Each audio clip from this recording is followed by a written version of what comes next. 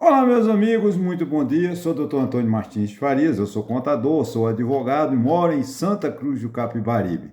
Hoje são 6 de fevereiro de 2026. Meu muito obrigado. Eu quero primeiro agradecer a Deus por estar vivo. É você, minha irmã, meu irmão, que dá seu like, seu dislike, faz seus comentários. Muito obrigado. Obrigado aos 920 inscritos no meu canal. A proposta continua. Até junho nós vamos ultrapassar 1.000 inscritos, se Deus quiser. Obrigado também às 30 visualizações, baixo, né? O título hoje aqui eu nem criei, não me lembro, mas é a crise, eu vou arrumar no final, a crise política de Brasília que a gente vive, né? E nós estamos numa situação muito difícil, o Brasil passa por uma dificuldade. Parece aparentemente nós estamos numa calmaria, mas não estamos. É um processo social, um desgaste das instituições públicas de muito que nos preocupa, devemos nos preocuparmos com isso. Bom, meu irmão, hoje eu vou a ajuda do Chat GPT, eu vou abrir um editorial, tá? Vou ler devagar, procurar dar ênfase, para que a gente possa ver o vídeo todo dentro de uma perspectiva de crítica, de avaliação e de reflexão acima de tudo. Independente do partidarismo, da chamada sociedade dividida, o meu objetivo é esclarecer dúvidas, né? Para o meu conhecimento, para o seu conhecimento, um aprendizado nosso, né? Então vamos lá, eu vou editorial hoje. Vivemos um momento em que a política brasileira deixou de ser apenas disputa de ideias para se transformar em um emaranhado de interesses, contradições e decisões que afetam diretamente a vida do cidadão comum, muitas vezes sem que ele perceba. A maioria do tempo é assim, a gente não percebe, mas as mudanças em Brasília, as decisões de Brasília sempre nos repercutem muito. Enquanto discursos oficiais prometem estabilidade, crescimento e responsabilidade fiscal, os bastidores revelam outra realidade: bancos em crise, alianças políticas instáveis, decisões judiciais controversas, uma população cada vez mais sufocada pelos juros altos e pela inadimplência. O que está acontecendo nos corredores do poder? Quem paga a conta, bancos quebram. Quando bancos quebram, quando o dinheiro público some e quando decisões políticas parecem beneficiar sempre os mesmos. Neste vídeo, vamos analisar fatos recentes que ajudam a compreender o cenário político econômico do Brasil atual. Não se trata de torcida partidária, como eu falei inicialmente, mas de uma reflexão crítica. Vamos falar sobre articulações eleitorais para 2026, a crise envolvendo o Banco Master, o impacto dessas decisões nos cofres públicos e o reflexo direto disso em tudo no bolso do brasileiro. A proposta aqui é simples: informar, provocar uma reflexão e convidar você a olhar além das manchetes. Porque a democracia não se sustenta apenas com votos, mas com consciência, informação e senso crítico. Sejam bem-vindos, vamos aos fatos. Flávio Bolsonaro quer candidatos a governador em todos os estados brasileiros. Segundo a jornalista Vera Magalhães, do jornal Globo, o candidato à presidência da República em 2026, pelo Partido Liberal, Flávio Bolsonaro, pretende lançar candidatos a governador em todos os estados da federação. Inclusive, ele chegou a cancelar acordos de apoio do partido a outras agremiações políticas, demonstrando uma estratégia de fortalecimento nacional da legenda. É uma questão difícil para o PL, né, a essa altura, já há poucos meses das eleições, acho que menos de 10 meses, ele encontrar um candidato forte, competitivo em cada estado, como é o desejo do filho de Jair Bolsonaro. Isso em São Paulo é fácil, que tem o próprio Tarcísio de Freitas. Só que Tarcísio de Freitas não é do PL, Tarcísio de Freitas é do Republicanos. E uma das exigências do bolsonarismo é trazer Tarcísio de Freitas para o PL. Vamos ver se Tarcísio vem. Se caso Tarcísio não venha, vai ficar difícil para Flávio Bolsonaro consolidar esse seu projeto. Aí em Pernambuco, por exemplo, não tem um candidato forte do PL, tem aquele que foi ministro sanfoneiro, que toca mal pra caramba, né? Um ministro sanfoneiro, mas ele não tem penetração. Ele pode ser bem votado lá no interior, aqui em Santa Cruz de Capibaribe, que é a cidade mais bolsonarista do Brasil, né? Eu até me assusto quando eu falo mal do Bolsonaro, que eu tenho medo de sair à rua, né? Porque só tem bolsonarista em Santa Cruz de Capibaribe, né? Pouquíssimos são de outras agremiações.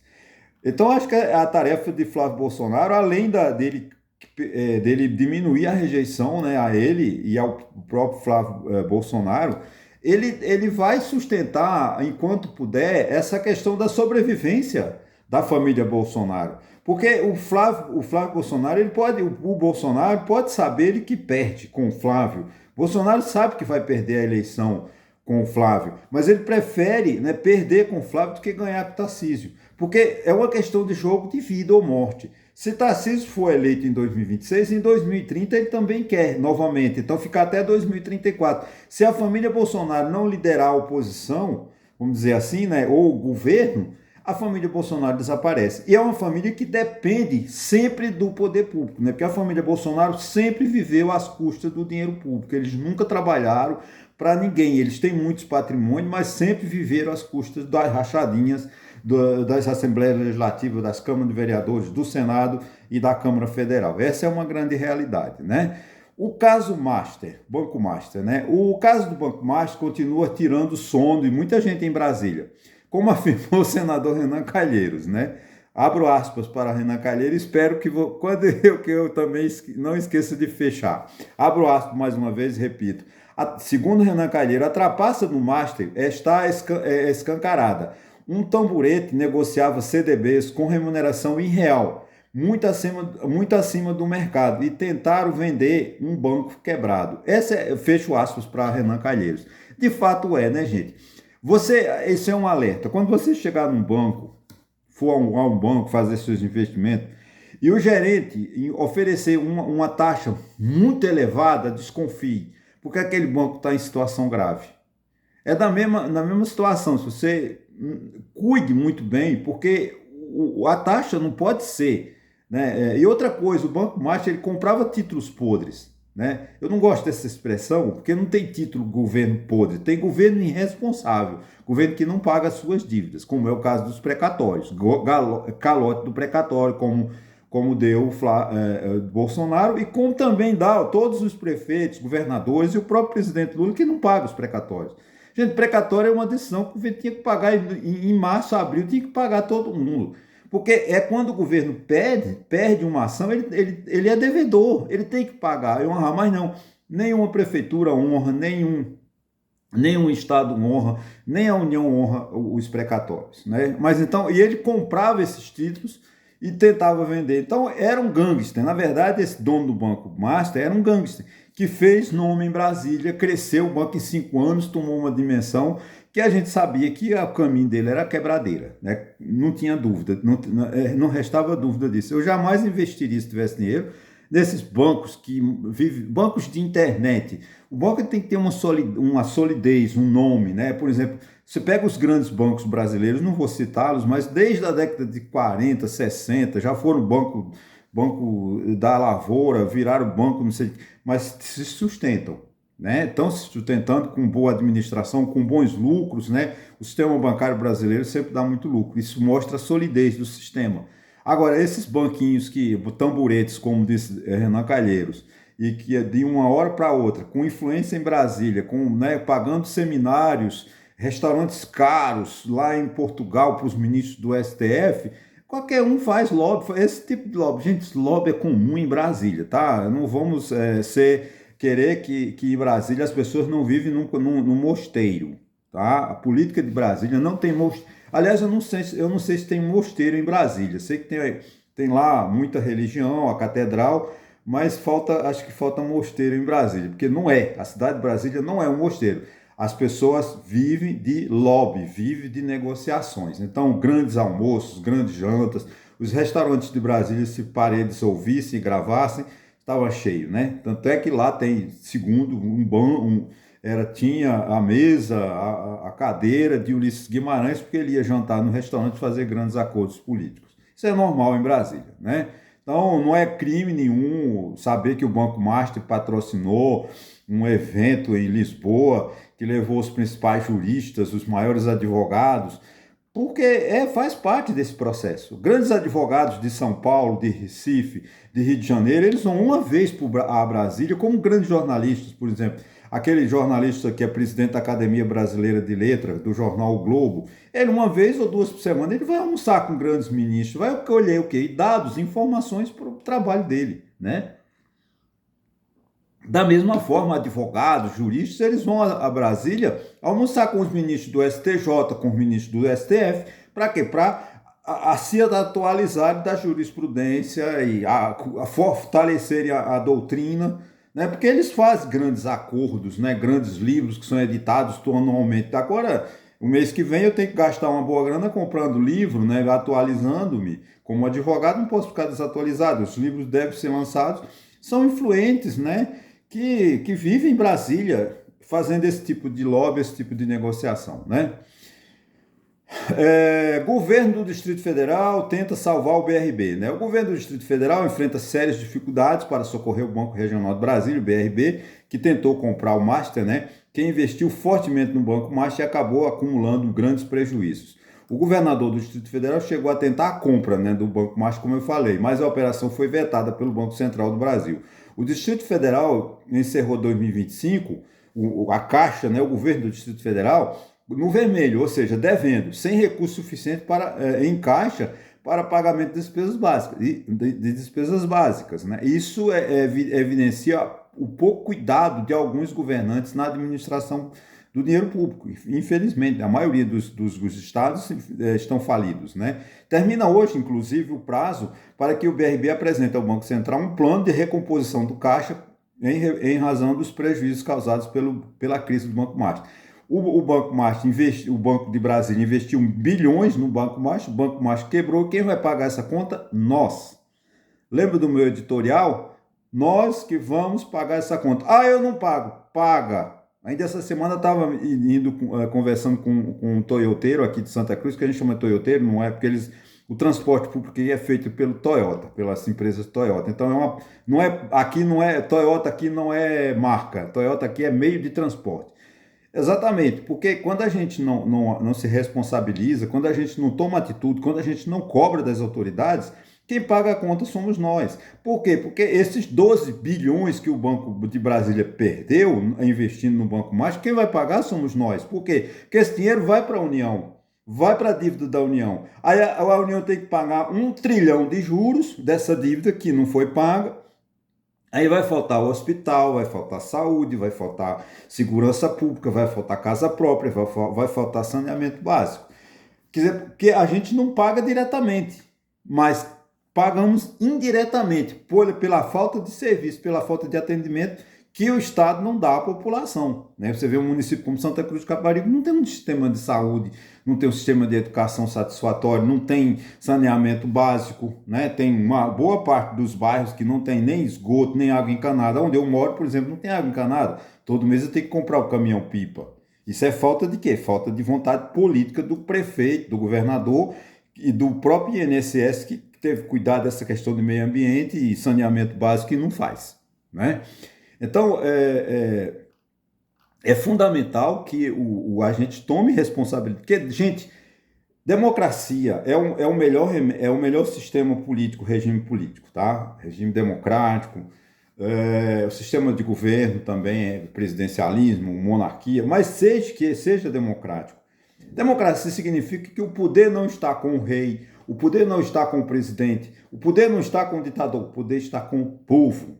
Aliás, onde tem democracia não tem ditador. Pode ter uma monarquia, mas tem monarquia democrática. O exemplo de Londres, da Inglaterra. Tem lá o rei, mas tem uma democracia na Inglaterra. Lá o parlamentarismo, é o berço do parlamentarismo, né? Os ministros são do trabalhistas, são conservadores, são liberais, mas a monarquia permanece e é um Estado democrático. Né? Não vou aqui, eu lembro de outras democracias que pode ter agora só não pode ter democracia numa ditadura, porque aí quem manda aliás, abrindo parênteses aqui, nos Estados Unidos, que nós olhávamos os Estados Unidos como o berço da democracia, hoje ela está ameaçada, né? O que está sustentando a democracia nos Estados Unidos ainda é uma corte, ainda é uma justiça, porque o Congresso, a Câmara e o Senado dos Estados Unidos, maioria republicana, estão deixando que o presidente Donald Trump faça as aberrações, as injustiças que ele vem cometendo, a ditadura implantada por Donald Trump. E olhe lá que a gente ainda, essa semana, saiu um relatório do Instituto Mundial que estuda onde cresce democracia, e o prejuízo maior caiu sobre os Estados Unidos. Os Estados Unidos é onde tem mais o sistema da democracia está mais ameaçada, né? Então, assim, hoje termina, inclusive, agora voltando aqui para a questão do Banco Master, né? Que o dinheiro do governador investiu mal e ele vai continuar rico, e o povo de Brasília que vai pagar essa conta, esses 12 bilhões de reais. Nós, brasileiros, que essa conta vai para o Distrito Federal, não honra, porque os estados não honram suas dívidas, e quem é o fiador? A União. Quem vai pagar a conta somos nós, brasileiros. Né? Termina hoje o prazo para que o BRB apresente ao Banco Central um plano de recomposição do caixa em razão dos prejuízos causados pela crise do Banco Master. Então o Banco Central, o governo de Brasília tem até hoje para dizer ao Banco Central que o Banco Central pode também liquidar o Banco de Brasília. Eu espero que isso não aconteça, que o governador tenha vamos dizer assim, uma bala, né? Como diz o nome, uma bala de prata. Eu nem sei o que significa, mas bala de prata. Eu não sei o que essa expressão significa. Só espero que o governador tenha uma bala na agulha, como diz o outro, para salvar o Banco de Brasília. Não desejo a queda do Banco de Brasília. Ainda dentro da questão do Master, né? Ministro do STF defende que juízes podem receber dividendos, né? Na opinião do ministro Dias Toffoli, do Supremo Tribunal Federal, juízes podem receber dividendos, uma vez que muitos são empresários, fazendeiros ou detentores de patrimônio. A declaração ocorre em meio à defesa de seus irmãos, que estariam supostamente envolvidos em negociações relacionadas ao caso do Banco Master, o que gerou forte repercussão pública. Isso envolve também a questão do código de ética. Como eu já falei aqui, o código de ética não é para frear o juiz tem que ter liberdade, o juiz precisa decidir conforme a Constituição, conforme a lei. Não podemos, agora, que tem que haver um certo critério, né? Por exemplo, o ministro Dias Toffoli pega um avião do advogado do caso Master e vai assistir o jogo do Palmeiras e Flamengo lá em Lima, acho que foi no Peru.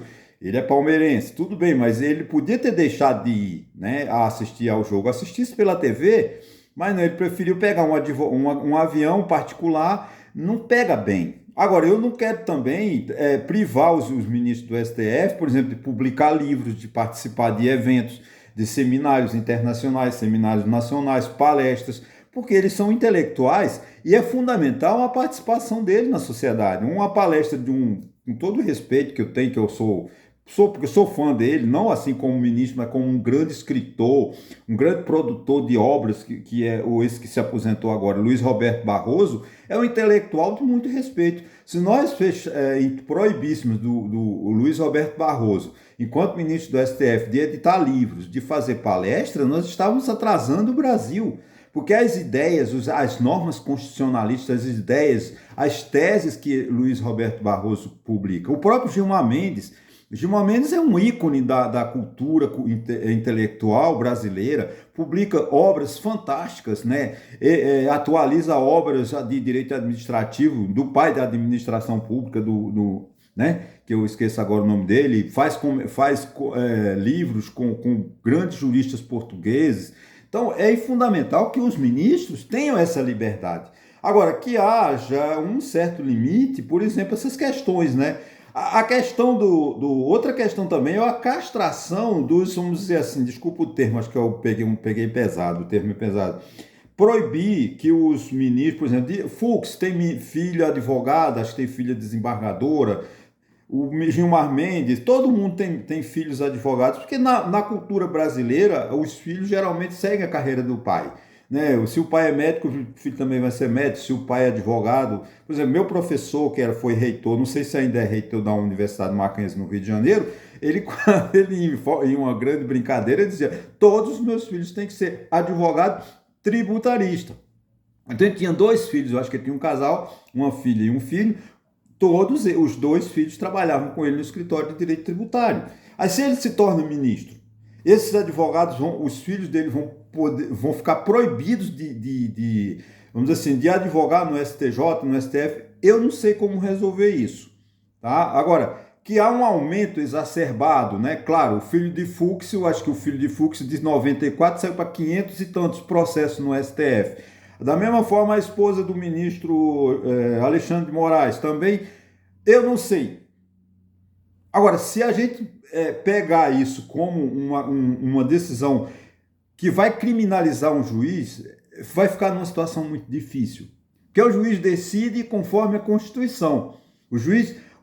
O problema acho que está faltando ao povo brasileiro ler as decisões judiciais. Uma lauda, um voto do ministro 100 páginas, 200 páginas, mas é uma peça jurídica, é um instrumento jurídico, é uma doutrina que se forma a respeito do direito constitucional, do direito penal, do direito administrativo. O problema é que no Brasil as pessoas não leem e ficam criticando por criticar. Agora, como resolver esse problema? A gente tem que encontrar uma solução, mas não podemos, portanto, também limitar o juiz, o magistrado a viver, como eu falei, criar um mosteiro, né, no Supremo Tribunal Federal. Não estou defendendo os ministros, tá, gente? Eles fazem coisas erradas. Agora, a gente também não pode frear, limitar o pensamento intelectual do magistrado da altura de Gilmar Mendes, da altura o próprio Fux tem grandes obras de direito publicado. A Carmen Lúcia, eu não sei, acho que tem de direito administrativo, que é uma pessoa muito requintada, de muito respeito. O Alexandre de Moraes é um dos maiores constitucionalistas, uma das obras mais vendidas no Brasil. Se a gente proibir eles de serem esses autores, de darem palestras, quem está perdendo é o Brasil. Né? Eu me lembro no tempo, aqui abrindo um parênteses, eu não estou com muito tempo, então não vou abrir parênteses não, eu vou seguir, desculpa. Voltar agora, vamos para a política mesmo. PT quer MDB na chapa de Lula. Eita, um grupo de petistas trabalha nos bastidores para buscar um vice-presidente para Lula nos quadros do MDB. Caso a ideia avance, Geraldo Alckmin poderia ser deslocado para disputar uma vaga no estado de São Paulo. Ao que tudo indica, o PT parece não ter aprendido com a experiência passada envolvendo Michel Temer, vice de Dilma, que acabou sendo acusado de golpista pelo próprio partido após o impeachment da presidente em 2026. Em seguida, Lula declara que Haddad e Alckmin têm papel a cumprir em São Paulo. Né? O presidente Lula declarou que os ministros Fernando Haddad e Geraldo Alckmin têm uma missão política a cumprir em São Paulo. Segundo o mandatário, o PT possui condições reais de vencer as eleições no maior colégio eleitoral do país. Ambos desfrutam de prestígio no Estado. Sem dúvida, Haddad e Alckmin são excelentes peças políticas no xadrez nacional, da política nacional. Lula sabe que montar uma chapa competitiva em São Paulo é fundamental para o seu projeto de reeleição. Haddad e Alckmin são nomes fortes e, de fato, precisam apoiar o partido em busca pela vitória, né? Inadimplência em alta, acho que é o último assunto que eu vou falar. Segundo a reportagem Folha de São Paulo, mesmo com a queda do desemprego, a inadimplência atingiu um patamar preocupante no país. A principal causa apontada é a alta dos juros. Ainda que não haja relação direta com temas anteriores, eu vou aqui citar: os Correios anunciaram a venda de 60 imóveis em todo o país para cobrir um rombo estimado de 9 bilhões. Esse cenário evidencia que o governo precisa direcionar mais atenção à política de juros. O problema central é a ausência de uma política efetiva de corte de despesas e de redução da dívida pública, que já atingiu um nível altamente preocupante. Tá, gente? 24 minutos. Eu quero muito agradecer a você que chegou até aqui. Se chegou, gostou, dá o seu like, o seu dislike. Se não gostou, dedinho para baixo. Se gostou, dedinho para cima. Se inscreva no meu canal, peça ao seu amigo, um amigo. Desculpa o suor, porque eu estou suando, mas o calor está muito grande. Eu me recusei a ligar o ventilador em função do barulho. E eu espero que vocês tenham um excelente final de semana, muita alegria, muita paz nos nossos corações, muita felicidade nas nossas famílias. E até segunda-feira, se Deus quiser e Ele assim nos permitirá. Muito obrigado mais uma vez.